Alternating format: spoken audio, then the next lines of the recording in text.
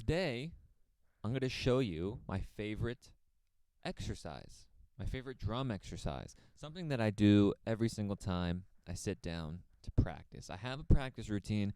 I think we're going to go over that next week, sometime in the near future. But this particular exercise is something I do every single time I go through that practice routine.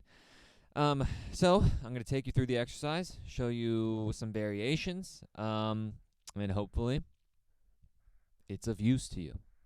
So this exercise, my computer wants me to restart. It always does that. Always wants me to restart, update.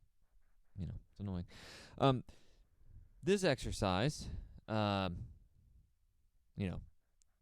didn't come up with it. It's from Rob Brown. Well, that's where I got it from. Rob Brown has a fantastic YouTube page. I feel like he's everyone's unofficial drum teacher. He's fantastic. You should check him out. I'll leave a link to the particular video from him that I got this exercise from because I think it's really useful. I don't just go over the same exact thing that Rob Brown does. I expand the exercise a little. I change it a little bit. And I think I just draw out the exercise and make it a little longer. Whether or not that's good or bad, I don't know. But I think it's interesting. So I'm going to briefly explain the exercise, and then I'm going to play it, and then it's going to make a lot more sense. So it's a eighth note groove, but we're focusing on the bass drum. So this is a bass drum exercise. This is a right foot strengthening exercise. It's all about strengthening your right foot. So you're playing an eighth note groove. So very simple on the hi-hat, just, very simple stuff like that. And you're also doing something very simple on the snare. But the bass drum, that's where the variation is. So in this eighth note hi-hat groove, you're doing 16th note variations on the snare.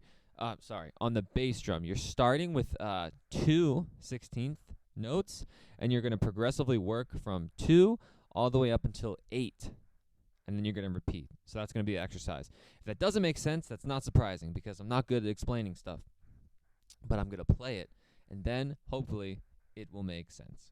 So let's hear how it sounds.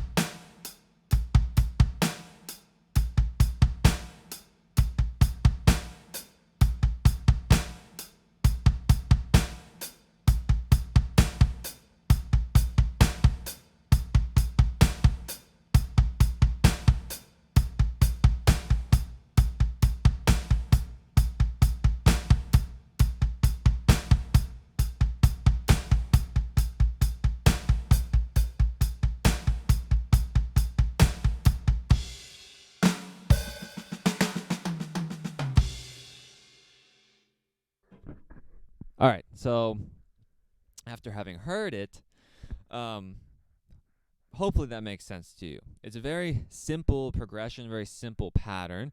You're not doing anything crazy on the hi-hat yet. You're not doing anything crazy on the snare yet. You're just changing the bass drum. You're going from 1 2 to 1 2 3 to 1 2 3 4 all the way to 8 while you're doing the same things with the hi-hat and the snare. That's the exercise, right? And you would go from 2 to 8, and then you would go back down to 2. And then you go back up all the way to 8. Or you could go from 2 to 8, back to 7, back to 6, back to 5, whichever way you want to do it. So that's my variation of the exercise.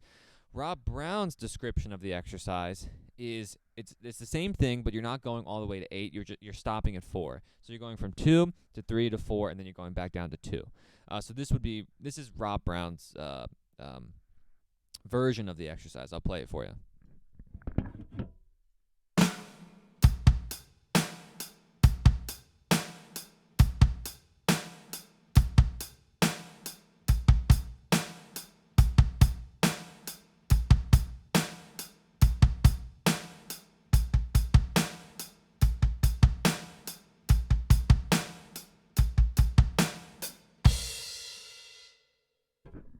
right? So it's the same thing. It's just shortened. And I like that I like the idea of it being short because it allows you to change the tempo. So you start slow and you go really fast and fast and fast, and you don't have to worry so much about kind of dipping down in speed when you get up to 7 and 8. If you're doing 8 16th note hits for the bass drum, but at the same time, I think it's nice to kind of take it the full measure and go all the way up to 8. It's just a longer exercise. You're gonna feel it more with your right foot, right, and your leg. You're gonna feel that a little bit more.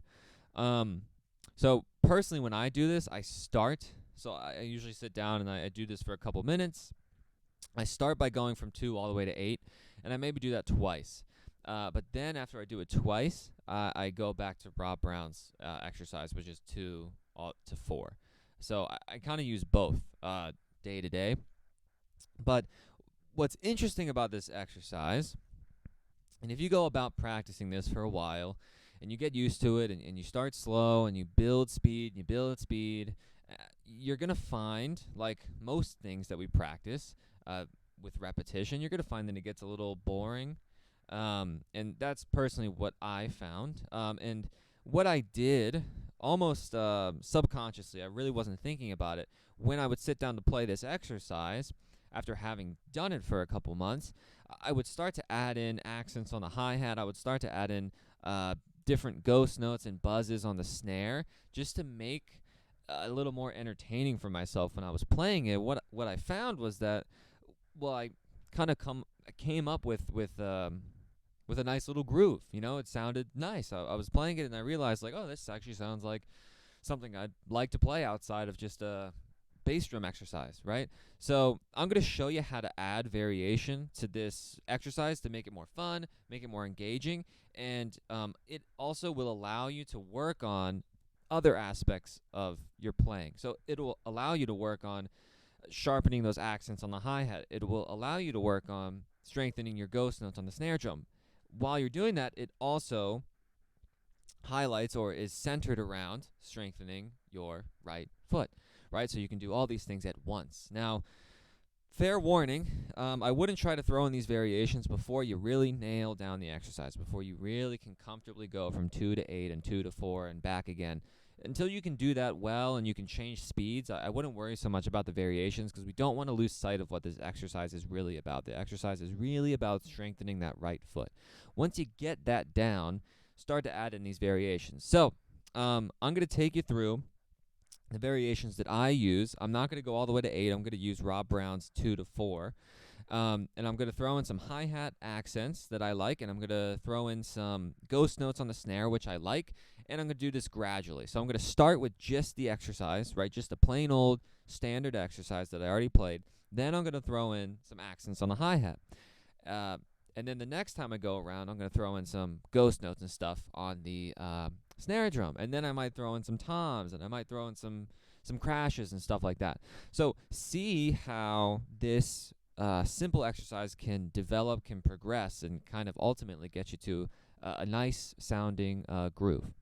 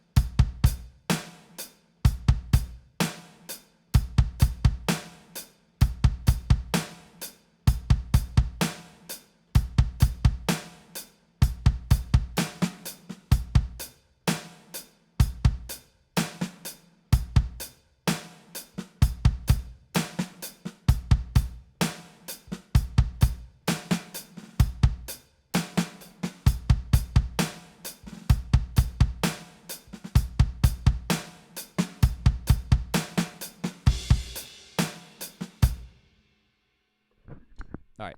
So those are the kind of variations that I'm throwing in, some accents on the hi-hat, some different hits on the snare, all the while, right, while I'm throwing those in, the bass drum is not changing. We're still focusing on that bass drum.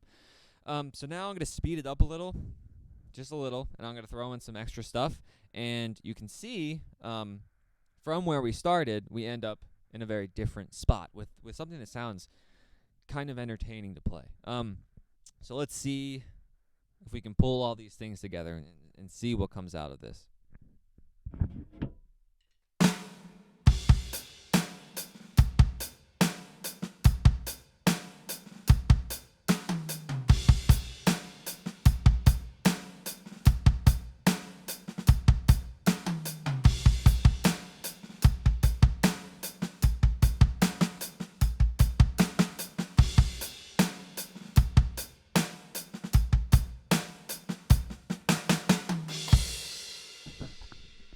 All right, right? So sounds a lot different from your very standard, exercise that we're doing.